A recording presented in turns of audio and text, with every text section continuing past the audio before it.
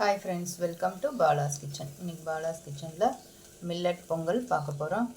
ஏற்கனவே நம்ம சேனலில் மில்லட் பொங்கல் ரெசிபி இருக்குது. இன்றைக்கி நான் வரகு பொங்கல் பண்ண போகிறேன். அதுக்கு நான் வரகு அரிசி எடுத்து இந்த கப்பில் ஒரு கப் எடுத்து 1 மணி நேரம் ஊறிட்டுருக்கு வரகரிசி. அதுக்கு அதே கப்பில் அரை டம்ளர் பாசிப்பருப்பு எடுத்து வச்சுருக்கேன். இது ரெண்டையும் ஊற வச்சுருக்கேன். நீங்கள் ஒட்டுக்காக கூட ஊற வச்சுக்கலாம். நான் வீடியோக்காக நான் தனித்தனியாக ஊற வச்சுருக்கேன். இங்கே பார்த்திங்கன்னா ஒரு அதே கப்பில் 1 கப்பு பால் எடுத்து வச்சுருக்கேன். இந்த 1 கப் அரிசி அரை கப் பருப்புக்கு 4.5 டம்ளர் தண்ணி, 3.5 தண்ணி நான் வந்து கொதிக்க வச்சுருக்கேன். இது 1 டம்ளர் பால் எடுத்து வச்சுருக்கேன். டோட்டலாக 4.5 டம்ளர், 4.5லேருந்து 5 வரைக்கும் நம்ம விட்டுக்கலாம். அதுக்கு தேவையான பொருட்கள் தாளிக்கிறதுக்கு பார்க்கலாம். கருவேப்பிலை, பச்சை மிளகா, கொஞ்சமாக தேங்காய் எடுத்து வச்சுருக்கேன். எங்கள் பெரியம்மா வந்து பொங்கல் செய்யும்போது தேங்காய் சேர்ப்பாங்க. அது நல்லா ஃப்ளேவர் நல்லாயிருக்கும், வாசனை. அதனால் நான் கொஞ்சம் தேங்காய் எடுத்து வச்சுருக்கேன். முந்திரி கொஞ்சம், இஞ்சி துருவி வச்சுருக்கோம், சீரகம், மிளகு எடுத்து வச்சுருக்கேன். இங்கே பார்த்திங்கன்னா பெருங்காயப்பொடி, சீரகம், மிளகு பொடி ஒரு அரை ஸ்பூன் போடுறதுக்காக நான் எடுத்து வச்சுருக்கேன்.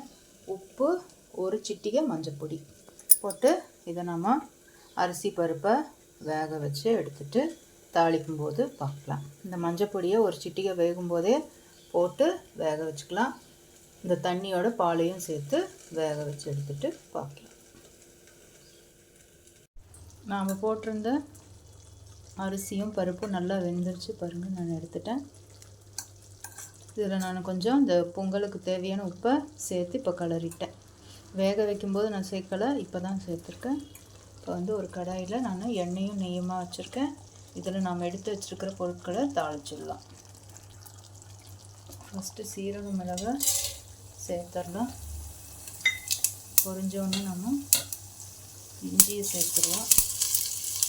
பச்சை மிளகா, தேங்காய், முந்திரி, கருவேப்பிலையை சேர்த்துக்கலாம். நான் இங்கே மிளகு சீரக பொடி எடுத்து வச்சுருக்கேன். அதையும் நான் ஒரு அரை ஸ்பூனு சேர்த்துக்கிறேன்.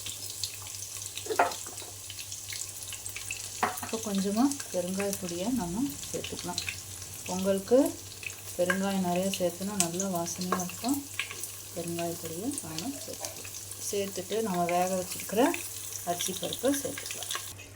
நான் அரிசி பருப்பையும் சேர்த்துட்டு பாருங்கள்.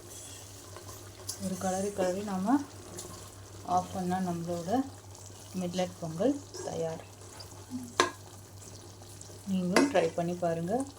Very easy Pongal, very healthy Pongal. நம்ம எப்போ பாரு பச்சரிசியில் செய்கிறதுக்கு ஒரு சேஞ்சுக்கு நம்ம மில்லட்டில் செஞ்சு சாப்பிட்லாம்.